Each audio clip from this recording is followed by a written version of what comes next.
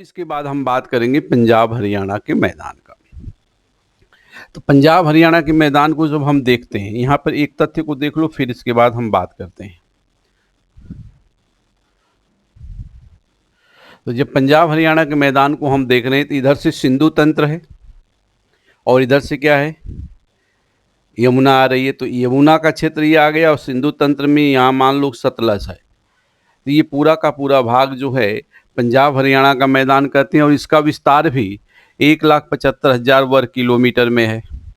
अगर इसकी इस तरह से हम चौड़ाई लंबाई देखते हैं पूरब से पश्चिम तो लगभग 640 किलोमीटर और इधर 300 किलोमीटर के आसपास दिखता है।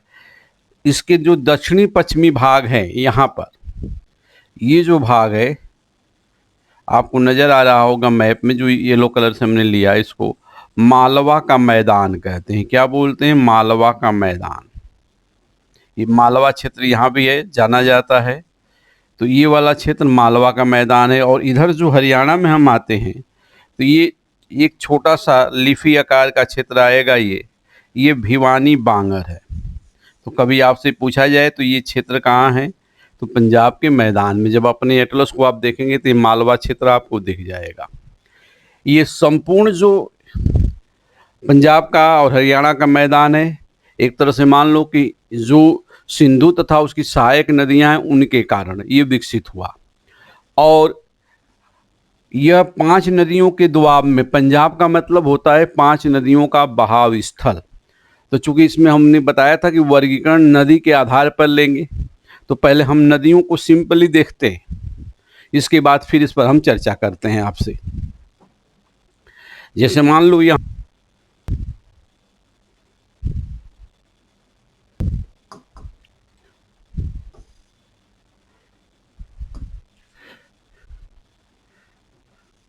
ये इंडस है, अब आप अच्छी तरह से जान चुके हैं।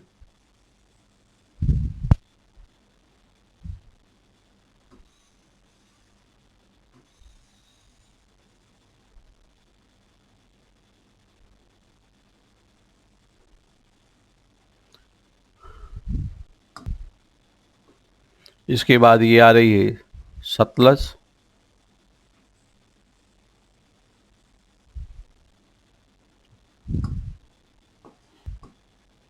सतलज से ये मिली ब्यास और इसके बाद ये झेलम, ये रावी और ये चिनाब है।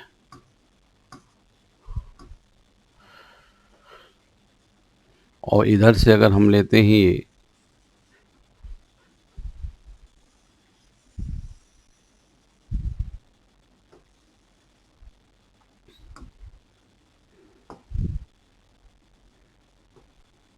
और इसकी सहायक ये आ गई यमुना।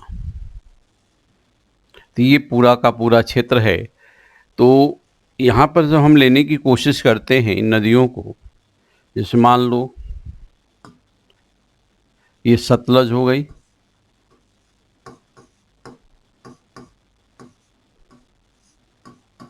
ये इंडस हो गई,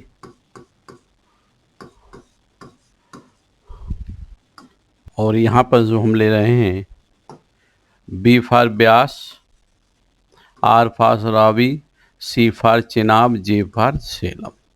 तो इन नदियों में ये दोआब हैं, इन नदियों के मध्य ये दोआब है। दोआब ए, दोआब बी, दोआब सी, दोआब डी और दोआब ई।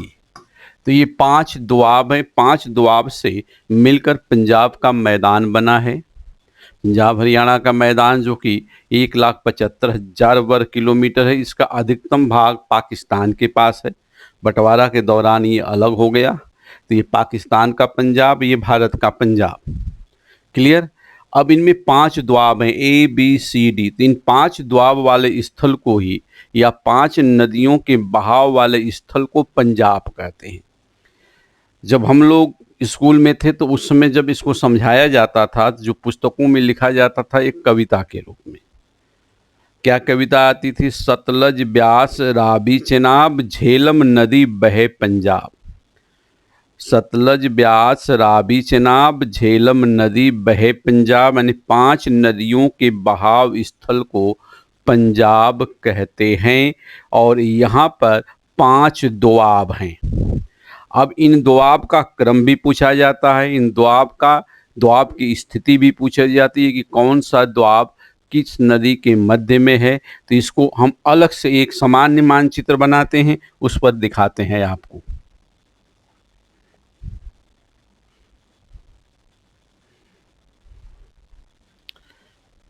थोड़ा सा ये बड़ा बनाएंगे आपको समझाने के लिए। मान लो ये सिंधु है, ये आ गई सिंधु। क्लियर?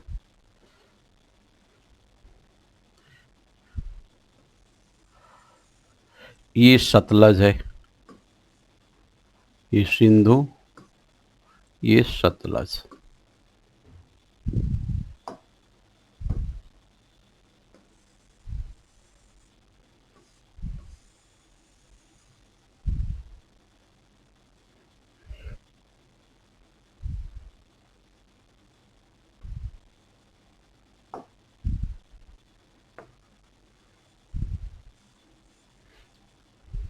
ये ब्यास,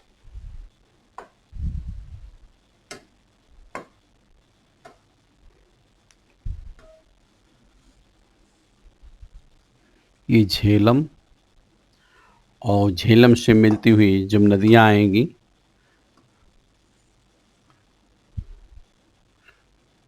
ये रावी, इसको कलर थोड़ा चेंज कर देते हैं,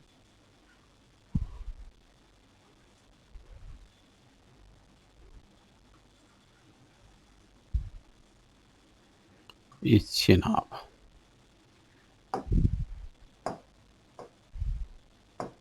और इसकी एक सहायक नदी इधर है, किशन गंगा।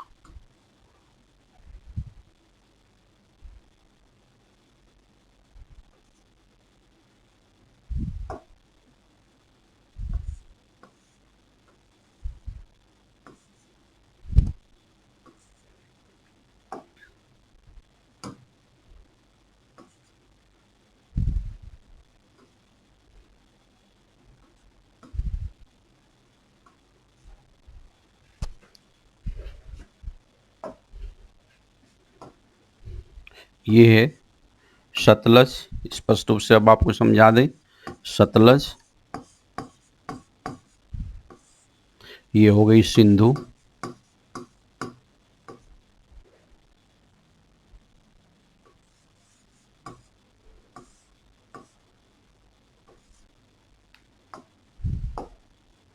ये ब्यास, ये रावी, ये चेनाब,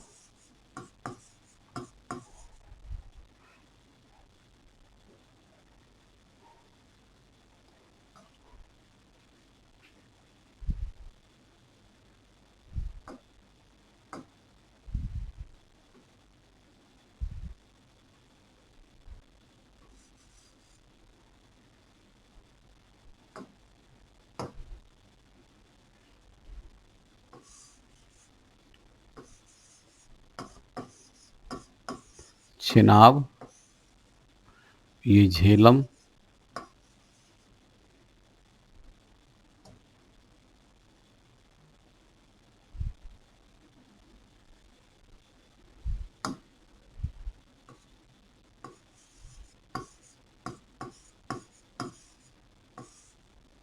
ये है किशन गंगा, इसकी सहायक नदी।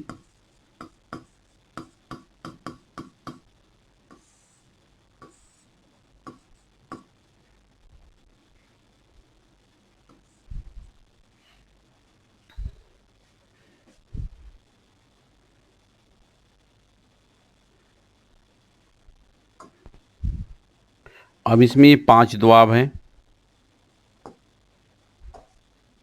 तो पहला जो दोआब है, यदि आपको दोआब का नाम याद है तो नदी का नाम याद हो जाएगा। यदि नदी का नाम याद है तो उसके मध्य स्थित दोआब का नाम याद हो जाएगा। दोआब क्या होता है? दो नदियों के मध्य का अवसादी क्षेत्र या सामान्य क्षेत्र, उसको हम दोआब बोलते हैं। तो यहाँ ब्यास और सतलज है, तो ब्यास और सतलज, तो नदियों के पहले अक्षर को यदि आप लोगे तो ये उससे मिलता जुलता आएगा। अगर इंग्लिश में हम लिखते हैं नाम, तो पहला और तीसरा अक्षर जो होगा, इंग्लिश जो हम वर्ड लेंगे, लेटर लेंगे, उसमें पहला और तीसरा जो नाम आएगा नदियों का हो, नदियों का जहाँ से नाम शुरू होता है जिस लेटर से, वो आएगा। जैसे ये हम लेते हैं बिस्त, देखो इंग्लिश में मैं लिख रहा हूँ,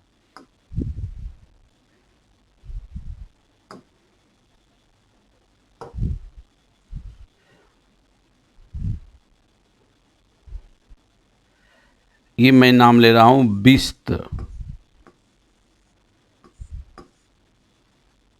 तो बी फार क्या हुआ? ब्यास। एस फार सतलज, तो ये द्वाब जो आ गया ये बिस्त द्वाब है। अगर आपसे पूछा जाए कि बिस्त द्वाब किन किन नदियों के मध्य है, तो ब्यास और सतलज के मध्य। क्या नाम आ गया? बिस्त।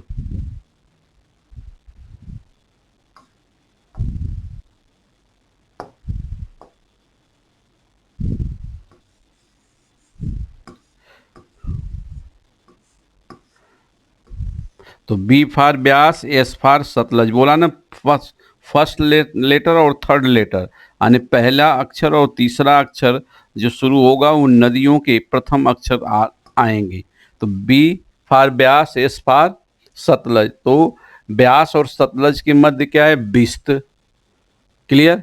अब इसके बाद रावी और ब्यास के मध्य हमें देखना है। तो रावी और ब्यास, तो यहाँ जो आएगा इसको हम कहते हैं बारी। क्या बोलेंगे? बारी द्वाब, ये बारी होगा। B for Beas, R for Ravi,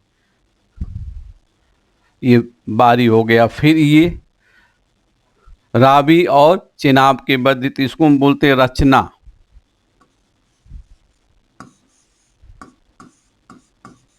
या रेचना। देखिए, R for Ravi, C for, C H for Chenab हो गया। और चेनाब और झेलम के मध्य वाले भाग को हम बोलते हैं, दो आपको चाज। क्या बोलेंगे? चाज। सी एस से चेनाब और जे से क्या हुआ? झेलम।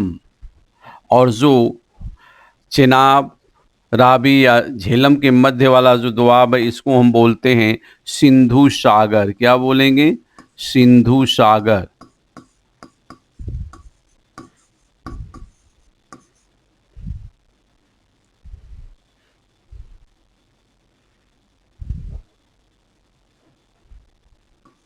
सिंधु सागर। तो ये 5 दोआब हमारे पास हैं, बिस्त, बारी, रेचना, चाज और सिंधु सागर। खूब क्वेश्चन पूछेंगे इससे कि 5 दोआब कहाँ हैं, तो पाकिस्तान और भारत में दोनों में आएंगी।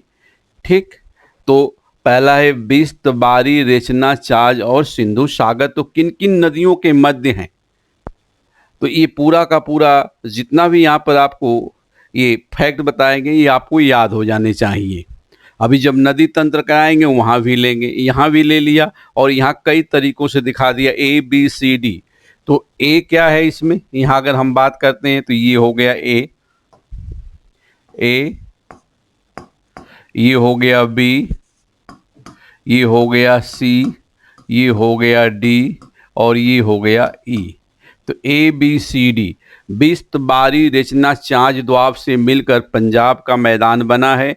और ये द्वाब कहाँ कहाँ हैं, तो इनको बहुत अच्छी तरह से करेंगे। तो ये दोनों टर्म अगर हम लेने की कोशिश करते हैं, इस मैप को यही कई बार मैंने आपको दिखा दिया।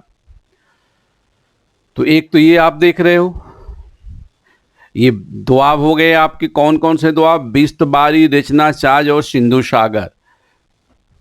यहाँ पर सिंपल मैप बना दिया हमने। मैप के ऊपर ये क्या है? बिस्त है, बारी है, रचना है, चाज है, और क्या हो गया? सिंधु सागर। तो ये 5 द्वाब हैं। ये पांचों द्वाब कहाँ पाए जा रहे हैं? पंजाब के मैदान में। क्लियर?